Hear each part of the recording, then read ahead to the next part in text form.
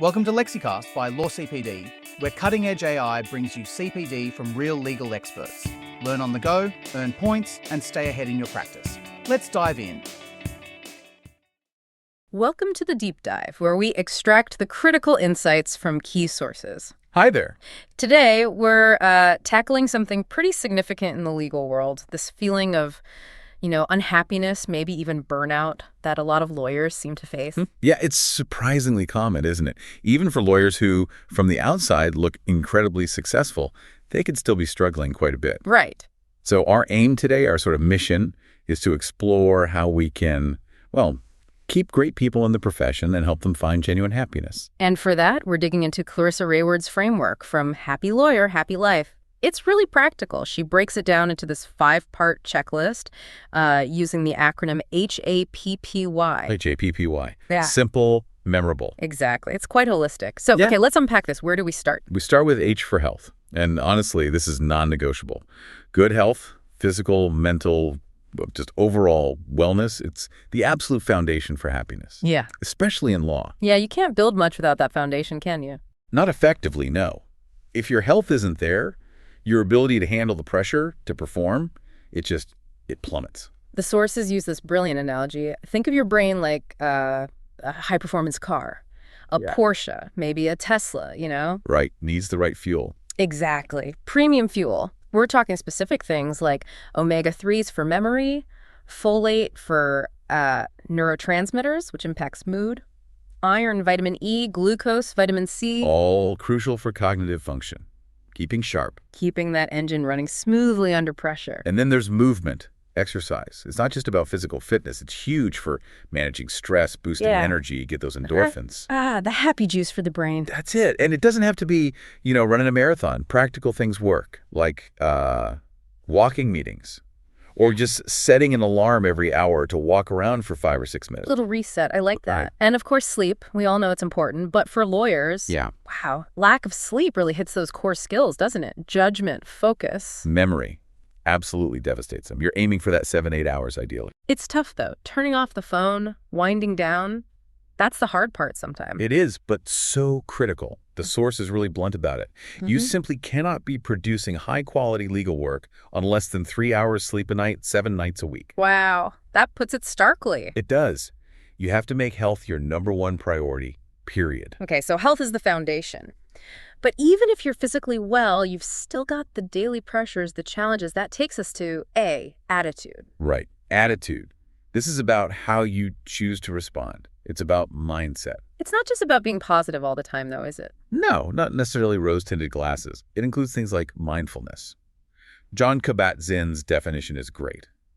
Paying attention in a particular way, on purpose, in the present moment, and non-judgmentally. So being present, not letting your mind race ahead or dwell on the past constantly. Exactly. Even simple things like taking a few deep breaths before diving into a task, a breathing break, can help you bring your whole brain to it. Focus. And what about cultivating a more positive outlook? In a field that can be quite adversarial. That's where things like daily gratitude come in. Sounds simple, maybe even a bit cheesy to some. Write down 3 things you're grateful for. Yeah. But doing that consistently can actually start to counteract our brain's natural negativity bias. It helps you spot the good, find opportunities, even in difficult situations. It broadens your perspective. Okay, so H for health, A for attitude. What's the first P? Passion. Passion. Okay. Yeah. This isn't just about work, right? Not necessarily. The question for you, the listener, is, what are you passionate about outside of the law? These things often get pushed aside, but they're vital. Like fuel for the soul kind of thing. Precisely. The source gives examples: lawyers who make time to run or cycle commute, one who started a really successful fashion blog on the side, Wow. or another who carves out an hour every day for gardening. It's about intentionally weaving these passions into your life, however small. That makes sense. But here's where it gets really interesting, I think. Can you find passion within the legal work itself? Yes, and that's key too. Yeah. Maybe it's the connection with clients, truly helping someone, or the intellectual challenge, the creativity in finding a solution, negotiating constructively. Constant learning. Absolutely. Finding those sparks of joy in the work is crucial for long-term satisfaction. Okay, which leads us to the second P, purpose. Purpose. Yeah. This is the deeper, Why? Why are you doing this? What makes it feel worthwhile? And for many lawyers, that purpose is often about helping people, right? Making a difference, upholding justice. Exactly. Right.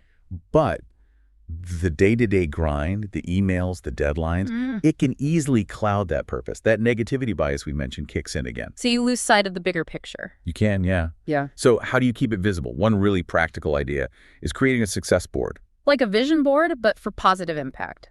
Sort of. It could be physical, on your wall, or digital. Collect thank you notes from clients, emails with positive feedback, maybe even just reminders of cases where you really made a difference. Like tangible evidence of your why. Exactly. It helps anchor you, especially on tough days. And sharing your why can also be powerful, like the Happy Family Lawyer blog mentioned in the source. Being open about purpose attracted people who resonated with that. Connection through shared purpose. Okay, health, attitude, passion, purpose brings us to why. Why is for you? You, as in the whole person. Yes. Justice Virginia Bell said it perfectly. You are a person first and a lawyer second. Being a lawyer is part of who you are, not the entirety. That's easy to forget, I think. Very easy. This why is about authenticity, living in line with your core values, playing to your strengths. Are you, a brilliant technical lawyer, or maybe more of a creative problem solver? Understanding yourself and leaning into that. And being willing to keep learning, keep evolving, no matter where you are in your career. Having the courage to be, authentically you. So bringing it all together, HAPPY, it's not just one thing, is it? No, it's a holistic approach. Health, attitude, passion, purpose, and you. They all interconnect to create a foundation for a genuinely happier life, not just a job. It puts the power back in your hands, doesn't it? It really does. There's a line from the source that sticks with me. We need to remember that we are both the source and the cause of our own well-being. The source and the cause, that's empowering. It means you can actually do something about it. You can. It often starts with small, conscious choices, small changes. Well, hopefully this deep dive into Clarissa Rayward's work has given you some useful insights and things to reflect on. Food for thought, definitely. Absolutely. So start small, make those changes. Until next time, keep digging, keep learning, and keep thriving. Thanks for joining us on The Deep Dive. Enjoyed this episode? This was just a preview from Lexicast AI. Subscribe to our premium CPD podcast to unlock full episodes, gain access to accredited content, and earn CPD points on the go. To subscribe, search lexicast.supercast.com. Join us next time for more legal insights.